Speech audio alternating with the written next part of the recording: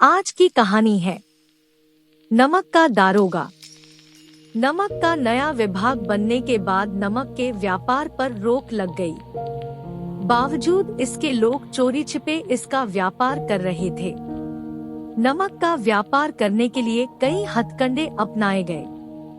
व्यापारियों ने कभी घूस देकर तो कभी अपनी चालाकियों से इस व्यापार को अंजाम दिया। इधर कुछ अधिकारी नमक विभाग में दारोगा पद के लिए लाइन में खड़े थे। यहाँ तक कि वकील भी इस विभाग को अपने कब्जे में लेने के लिए उत्सुक थे। यह बात उस वक्त की है जब लोग अंग्रेजी शिक्षा और ईसाई धर्म को एक ही समझते थे।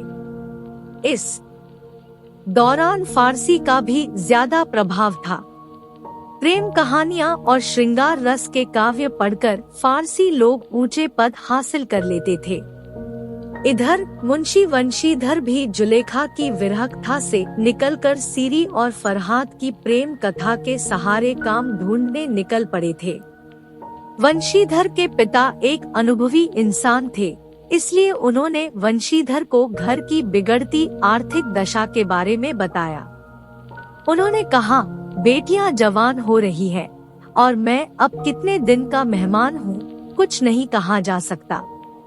अब तुम्हें ही इस घर का बोझ संभालना है। वंशीधर के पिता ने उन्हें समझाते हुए कहा, नौकरी कैसी भी हो कर लेना, बस यह देखना कि तनख्वाह कितनी मिल रही है।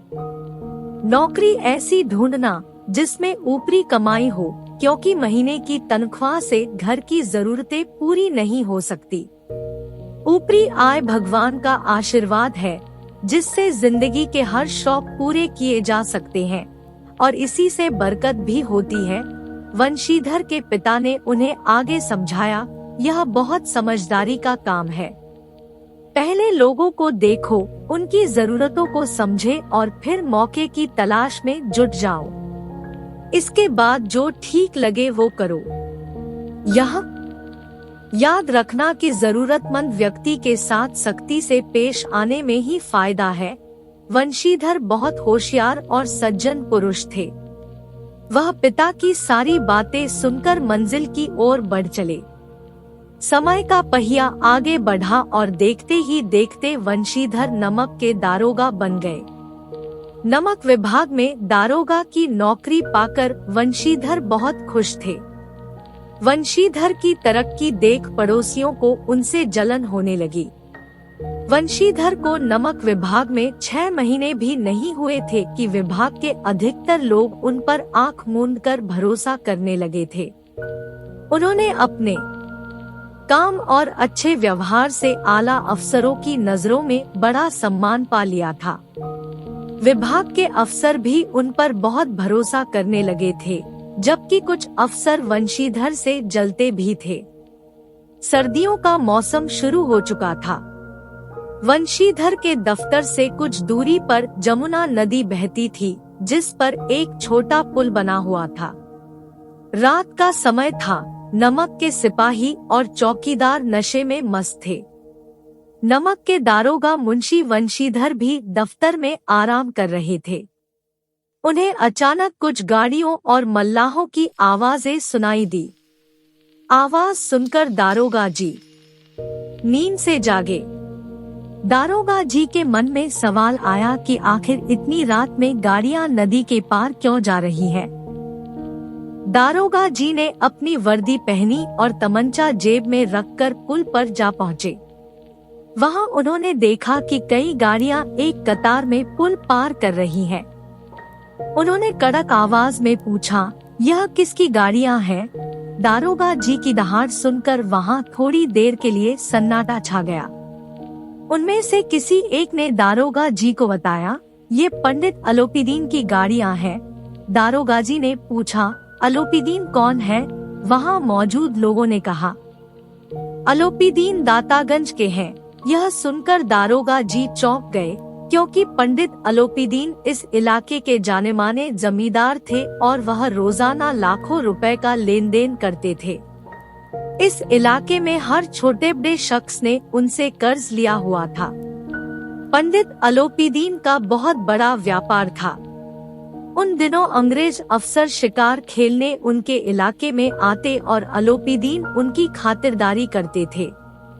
दारोगाजी ने सामान ढो रहे मजदूरों से पूछा, ये गाड़ियाँ कहाँ जाएंगी? एक मजदूर ने जवाब, कानपुर। जब मुंशी ने पूछा कि इसमें क्या है, तो वहाँ एक बार फिर सन्नाटा पसर गया। यह देख मुंशी जी का शक बढ़ने लगा।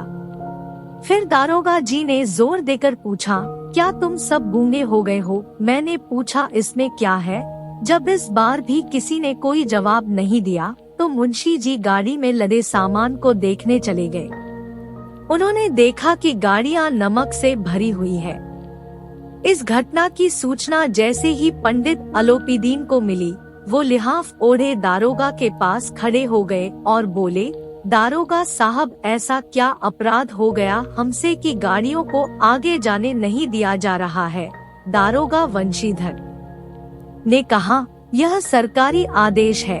इस पर पंडित अलोपीदीन बोले, आप ही हमारी सरकार है और हम किसी सरकार को नहीं जानते। यह तो आपका और हमारे घर का मामला है। हम कभी आपसे बाहर हो सकते हैं क्या? आपने बेवजह तकलीफ उठाई। अलोपीदीन ने आगे कहा, ऐसा हो नहीं सकता कि इधर घाट से जाएं और आपकी सेवा न करें। मैं तो खुद आपकी सेवा करने के लिए आ रहा था। लेकिन वंशीधर पर पंडित अलोपीदीन की बातों का कोई असर नहीं हुआ।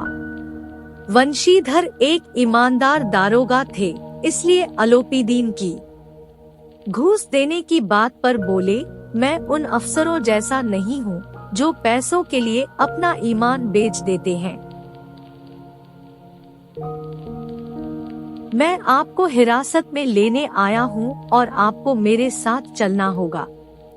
मेरे पास बात करने का समय नहीं है। इतना कहकर दारोगा जी ने जमादार बदलू सिंह से अलोपीदीन को हिरासत में लेने को कहा। वंशीधर के कड़क रवैये से पंडित अलोपीदीन हैरान रह गए। वहाँ मौजूद सभी लोगों में हलचल मच गई। बदलू सिंह आदेश पाकर अलोपीदीन को हिरासत में लेने गया, लेकिन उसकी हिम्मत न हुई कि वह उनका हाथ पकड़ ले। अलोपीदीन मन ही मन सोच रहे थे कि पहली बार कोई ऐसा अधिकारी देखा है जो पैसों के आगे झुका नहीं। साथ ही वह यह भी सोच रहे थे कि दारोगा जी अभी नौजवान है और माया के मोहजाल से दूर है। पंडित अलोपीदीन ने बड़ी विनम्रता के साथ कहा, बाबू साहब, ऐसा ना कीजिए। हम मिट जाएंगे, हमारी इज्जत मिट्टी में मिल जाएगी। हमारा अपमान करने से आपको क्या हासिल होगा? हम आपसे अलग नहीं हैं। अलोपीदीन की अर्जी पर वंशीधर गुस्से में बोले, मैं आपकी कोई भी बात सुनना नहीं चाहता। इधर अलोपीदीन का यह भ्रम अभी तक नहीं टूटा था कि पैसों से किसी को भी खरीदा जा सकता है। उन्होंने वंशीधर को 1000 रुपए देने की बात कही, लेकिन वंशीधर गुस्से में बोले, 1 लाख रुपए देने से भी मेरा ईमान नहीं डगमगाएगा। अलोपीदीन के लाख कोशिशें करने के बाद भी वंशीधर अपने ईमान पर डटे रहे। बात 40,000 देने तक पहुंच गई, लेकिन दारोगा वंशीधर ने रुपयों के प्रति कोई लोभ न दिखाया। दारोगा वंशीधर ने बदलू सिंह को फिर से आदेश दिया, इसे हिरासत में ले लिया जाए। जैसे ही बदलू सिंह पंडित की ओर बढ़ा, वो बेहोश होकर गिर गए।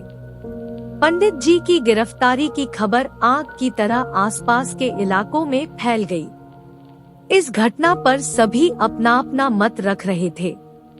अगले दिन पंडित को अदालत ले जाया जा रहा था। जो भी पंडित को इस हाल में देखता, वह चौंक जाता। यह पहली बार था जब पंडित अलोपीदीन को ये सब सहना पड़ रहा था। लेकिन अभी अदालत पहुंचने में देर थी। पंडित जी इस शहर के सेठ थे। अधिकारी लोग उनके भक्त, वकील उनके आज्ञापालक और चपरासी चौकीदार उनके गुलाम थे। पंडित जी को बचाने के लिए वकीलों की सेना तैयार की जा रही थी। पैसों की कोई चिंता न थी। सच को झूठ साबित करने के लिए पूरा इंतजाम किया गया। इधर वंशीधर के पास सच के सिवा कोई सबूत नहीं था। उन्हें विश्वास था कि पंडित अलोपीदीन को सजा जरूर मिलेगी, लेकिन सब कुछ उल्टा पड़ गया। डिप्टी मजिस्ट्रेट ने पंडित अलोपीदीन को बरी करते हुए कहा कि इन पर लगाए गए सभी आरोप बेबुनियाद हैं। पंडित अलोपीदीन हंसते हुए दारोगा वंशीधर के पास से गुजर गए। दारोगा को सभी के सामने अपमान झेलना पड़ा, यहाँ तक कि उन्हें नौकरी से हटा भी दिया गया। यह खबर लिए जब मुंशी वंशीधर अपने घर पहुँचे तो पिता ने उन्हें खूब सुनाया। उन्होंने कहा, मेरे लाख कहने पर भी तुमने मेरी बात न मानी। मेरा मन कर रहा है कि अपना और तुम्हारा सिर फोड़ दूं। मुंशी वंशीधर चुपचाप यह सब सुनते रहे। इसी तरह एक सप्ताह बीत गया। शाम का समय था। मुंशी के घर एक सजादजा रथ आकर थमा। वो पंडित अलोपीदीन थे। उन्हें देखते हुए मुंशी के पिता दौड़े दौड़े उनका स्वागत करने के लिए आगे बढ़े और उन्हें झुककर सलाम किया। उन्होंने पंडित जी से माफी मांगते हुए कहा, नालायक लड़का है, इससे अच्छा होता कि हमें भगवान निसंतान रखता। इस बात पर पंडित जी ने कहा, ऐसा मत कहो, धर्म पर चलने वाले लोग बहुत कम होते हैं। वंशीधर की ओर बढ़ते हुए पंडित जी ने कहा, दारोगा साहब, इसे खुशामद न समझें, क्योंकि खुशामद करने के लिए मैं इतनी दूर न आता। उस रात आपने मुझे हिरासत में लिया था, लेकिन आज मैं खुद अपनी इच्छा से आपकी हिरासत में आया हूँ। मैंने हजारों अमीर देखे, हजारों ऊंचे अधिकारियों से काम करवाया, लेकिन आपसे हार गया।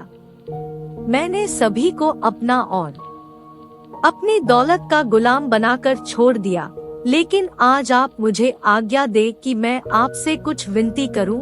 वंशीधर को लगा था कि पंडित उन्हें बेइज्जत करने आया है, लेकिन उनकी इन बातों को सुनकर उनका भ्रम दूर हुआ। मुंशी वंशीधर ने स्वाभिमान के साथ उनका सम्मान किया। वंशीधर ने पंडित जी की ओर देखा और धीमी आवाज में कहा, यह आपकी उदारता है। मैं धर्म में जकड़ा हुआ था, नहीं तो मैं आपका दास हूँ। अलोपीदीन ने वंशीधर से विनम्रता से कहा, वहाँ जमुना के पुल पर आपने मेरी एक बात न सुनी, पर अब आपको मेरी एक बात माननी पड़ेगी। वंशीधर ने कहा, मैं भला आपके क्या काम आ सकता हूँ, लेकिन आप जो करने कहेंगे उसमें कोई गलती न होगी। अलोपीदीन ने एक स्टाम्प लगा पत्र निकाला और उसे वंशीधर को देकर बोले, इस पद को स्वीकार कर लो और अपने हस्ताक्षर कर दो। जब वंशीधर ने उस स्टाम्प लगे पत्र को पढ़ा तो उनकी आंखों में आंसू भर आए, क्योंकि पंडित जी ने वंशीधर को अपनी सारी जायदाद का स्थायी मैनेजर बनाने का फैसला लिया था। नौकरी पत्र के मुताबिक वंशीधर को सालाना 6,000 रुपए, अतिरिक्त भत्ता, सवारी के लिए घोड़ा, रहने को बंगला और नौकर चाकर मुफ्त पेश किए गए थे। वंशीधर कांपते हुए शब्दों से बोले, मुझ में अब इतनी हिम्मत नहीं बची है कि आपके सम्मान में कुछ कह सकूं, लेकिन मैं ऐसे ऊंचे पद के लायक नहीं हूँ। अलोपीदीन हंसते हुए बोले, मुझे इस समय तुम्हारे जैसे एक अयोग्य शख्स की ही जरूरत है। वंशीधर ने गंभीर होते हुए कहा, वैसे तो मैं आपका दास हूँ। आप जैसे महान और सज्जन पुरुष की सेवा करना मेरे लिए सौभाग्य की बात है, लेकिन मुझ में ना तो समझ है और न ही शिक्षा जो इन कमियों को पूरा सके। ऐसे बड़े पद के लिए आपको किसी अनुभवी की जरूरत होनी चाहिए। वंशीधर की बात सुनकर अलोपीदीन ने वंशीधर को कलम थमाते हुए कहा, मुझे ना तो समझदार इंसान की चाह है और ना किसी अनुभवी शख्स की। ईश्वर की कृपा से मुझे एक मोती मिला है, जिसके आगे अनुभवी इंसान भी फीके पड़ जाएं। अलोपीदीन ने वंशीधर से आगे कहा, ज्यादा सोचिए मत और हस्ताक्षर कर दीजिए। ईश्वर से यही प्रार्थना करता हूँ कि वह आपको नदी तट वाला रौबदार, ईमानदार, कठोर और धर्मनिष्ठ दारोगा बनाए रखे। इतना सुनकर वंशीधर की आंखें एक बार फिर भर आईं। उन्होंने पंडित जी की ओर श्रद्धाभाव से देखा और नौकरी पत्र पर हस्ताक्षर कर दिए। यह देख अलोपीदीन ने मुंशी वंशीधर को अपने लगे से लगा लिया। कहानी से सीख। इस कहानी से यह सीख मिलती है कि ईमानदारी और कर्तव्य ही इंसान को बड़ा बनाते हैं। ये वो दौलत है जिसे हर कोई पा नहीं सकता। Thank you for watching. Please like, subscribe and share.